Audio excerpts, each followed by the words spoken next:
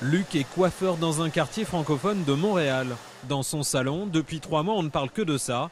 Le mouvement étudiant contre le projet gouvernemental d'augmenter les frais d'université de 200 € par an pendant 7 ans, seulement 200 selon Luc. Tous ces gens-là, ils ont tous des cellulaires. Ça finit de manifester, ça va sur les terrasses à prendre de la bière. Quelques-uns ont fumé un petit joint.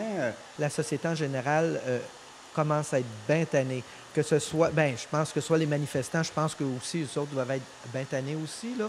Patricia et Michel habitent en banlieue de Montréal.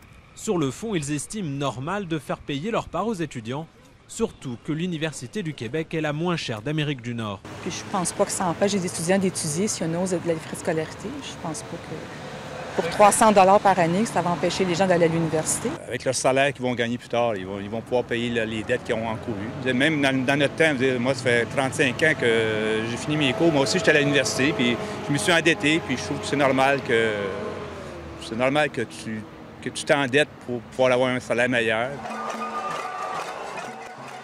D'après une loi spéciale, les étudiants sont désormais obligés de déclarer 8 heures avant le parcours de leur manifestation, sous peine de fortes amendes, ce qu'ils ne font pas. La police, pour l'instant, tolère.